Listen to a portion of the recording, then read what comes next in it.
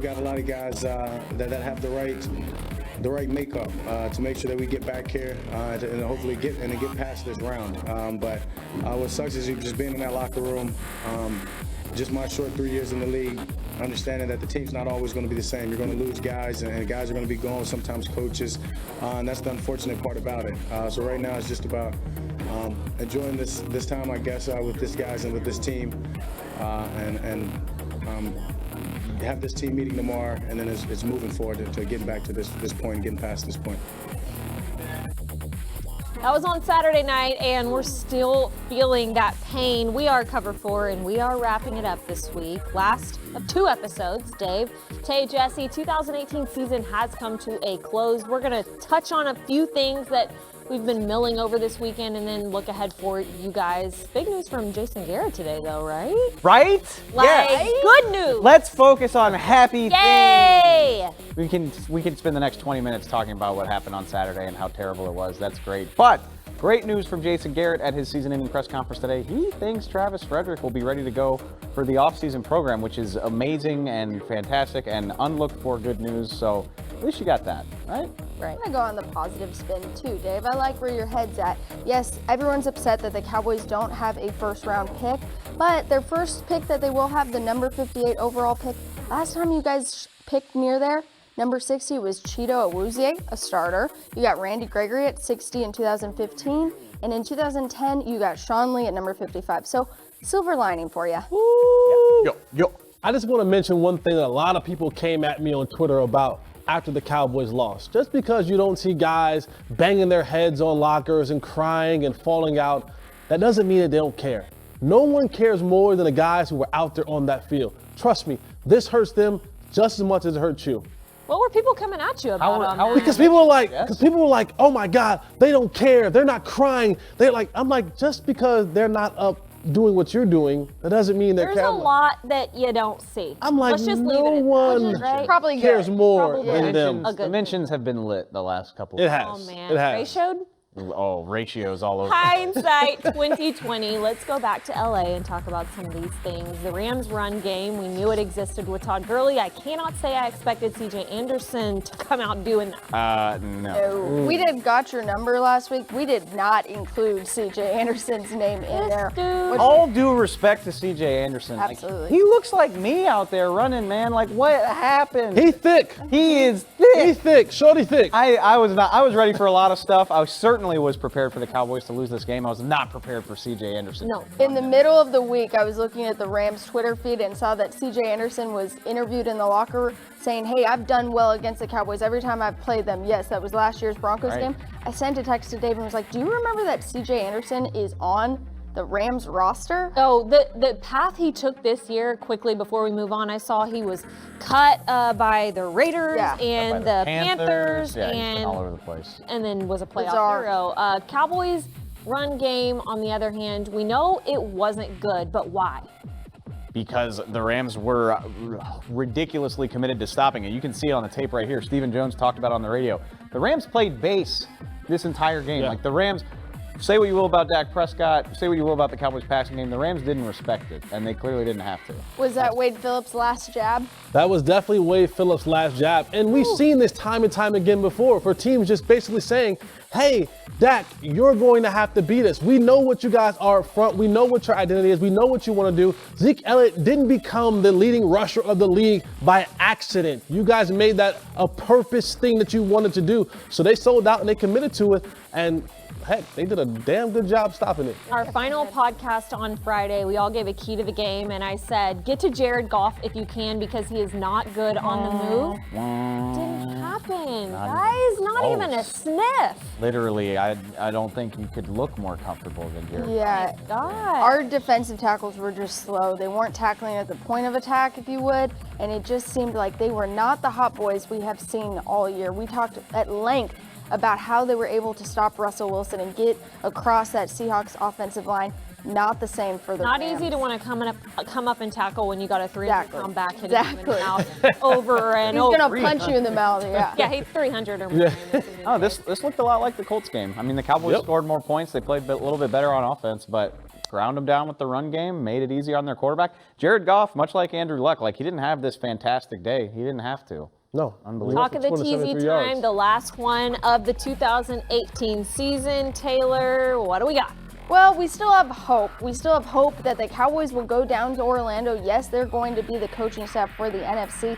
Maybe they'll see a couple guys they could add. Maybe they'll meet a couple new coaches. You never know. That has happened to them before when they went down to Orlando. And guys, you have some first-time Pro Bowlers yourself, but Antoine Woods might be there one day. He couldn't have been happier with this season. Last year on the practice squad for the Titans, this year he's at where he's at, and his saying, "Don't blink," that happened for him this year. And another guy who had a great season, we can't forget Jalen Smith, a close, probably an alternate for the Pro Bowl, just showing off his extreme biceps. Look at that Dave. bicep, See my that? God. He says we'll be back, and you I have look to like believe him because he knows he is a leader of this defense. Now, the thing we were all upset about was watching LeBron James just stroll right through the Rams locker room with that man purse on, ready to congratulate these guys. I'm taking him off the Cowboys bandwagon. I'm You like have to. he embraced the Browns. He's backed away from the Cowboys. Now he's a You can Rams show guy. up. You Can can walk you? around in LA. You can't go in the locker room. It's and be a LeBron Cowboys James. fan. He Nah. is the catalyst. He is the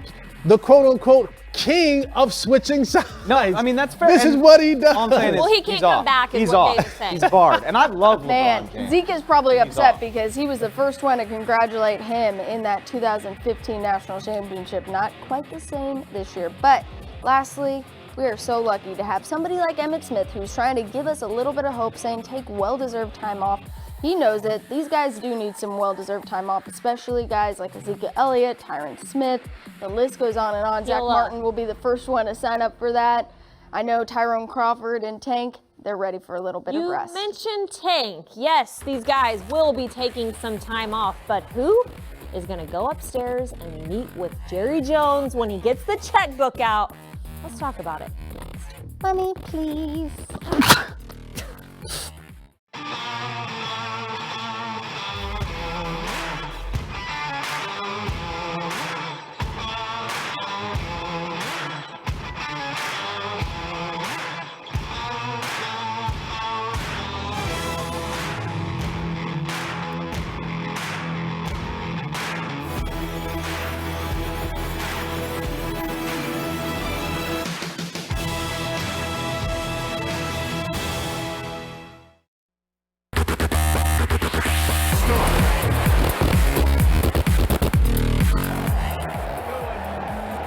Hell over here, baby.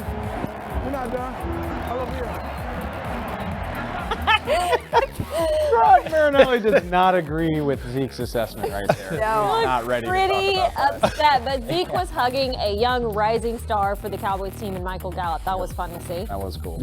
But you know he's here for the future. There are a few names circulating that we just got to talk about. There are so many that we can't even fit them all on this list. What are you going to do with these guys? Who all are you going to pay? Always questions. There they are. Hey, biggest names. DeMarcus glad Lawrence is obvious. We put D-Law right at the top where he belongs. That's, I mean, they got a decision to make. They can tag him again. Obviously, you're going to hear talks about a contract extension. I don't know what the timeline is there, but that's the big one to watch. Cole Beasley is a big one because of the slot position to the Cowboys. Jeff Swaim, though, guys, the tight end position. I mean, that's not going to be an easy walk away right there. Two things. The Cole Beasley one is going to be really important because of the Cowboys, the way they utilize the slot in their offense.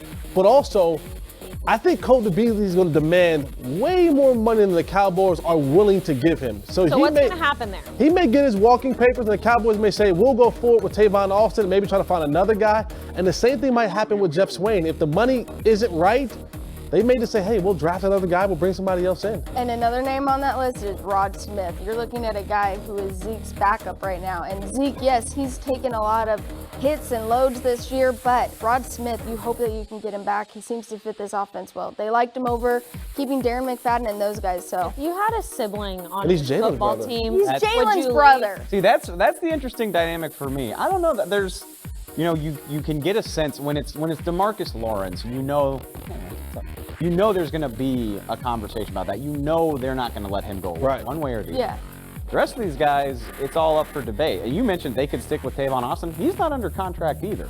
So that's something you got to look at. I would be surprised if Beasley's here, to be perfectly honest. I am too. I would be too. I feel good about Jeff Swain. He's a guy that I think you could get back. I'm curious about running back. I think you could upgrade that position in the draft maybe. Again, really the only thing I know for sure is DeMarcus Lawrence is due for a payday, one way or the other, whether tag or contract. Everything else No is up tags, for debate. please. His thing, Give me the like, money, like this please. thing right here, it's like Drop the it's like fat someone stack. saying, like DeMarcus saying, how much money are you gonna get? All of it. of the money. All of the money. So let's go to sound off, guys, and kind of put a bow on this season. Was it a one-hit wonder for you guys, or is this going to be a repeat next year? I think that's the biggest thing that fans and media are talking about is the inconsistency of the way this team reaches the postseason. One year they're on, one year they're not.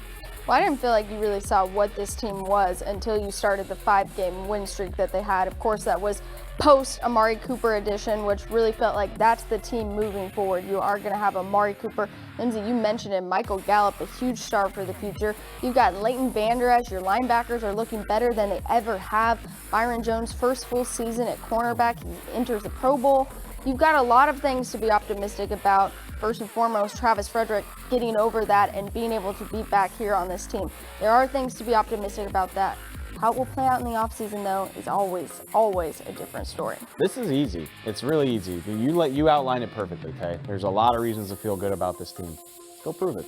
It's that easy. That's what I'm saying. They yeah. haven't been able to. They followed up 12-4 with a 4-12. They followed up 13-3 with 9-7 and out of the playoffs. The most drama-packed season that I've ever been a part of in my entire life. Well, you're starting fresh here. We outlined the problems you've got to deal with going into 2019. Go prove it. They have what it takes because they just did it. And this team won't be drastically different. They have to prove it, though, because they don't deserve the benefit of the doubt based on how they've followed up past playoff seasons. And then also in the division, history says that you don't repeat as division conference champion. So they won it this year. Point. It When's the hasn't last been time that happened? Like 2004? 2004. The Eagles were back-to-back winners. So that right there alone says we don't know what this team is going to be. A lot of great pieces, a lot of things to be excited about, a lot of positives. But there's a long time between now and September, whatever that first week is of the season when you're going to play again. Things can happen. You don't know what can happen in the offseason. Now, then think about how long between September and January. It's a long this time. Team just proved it. Yeah. A lot can happen during the season, let alone the 9 months building up. Very true. All right, Jess, OT. Well, this Saturday, we had a bunch of watch parties right here at the Star, also out at the Owners Box in the Omni, and it was lit. All year long, this fan base, you guys, you showed up. You've now taken the next step to honestly be considered among some of the best fans and the best home crowd that this Cowboys team can have. Now, like the Cowboys, do it again next year. Do it again next year. Well, on this show last year, we were talking about if Dez Bryant was going to continue being a Cowboy. He's not. He's gone. He's now a Saint, and he is going to the NFC Championship. Whether you like it or not, Dez Bryant has a shot at a Super Bowl ring. It's a surreal thing to hear. This qualifies as a first world problem for sure. This is actually the third time Jason Garrett's coaching staff has gone to the Pro Bowl since he became the head coach. Where are they going for these Pro Bowls? Phoenix and Orlando. Ew. I thought you got to go to Hawaii when you do this stuff. That's a bad break, Jason, and I'm sorry.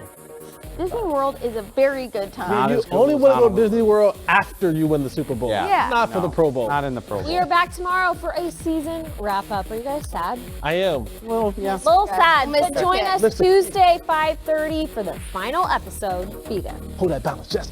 Hoo.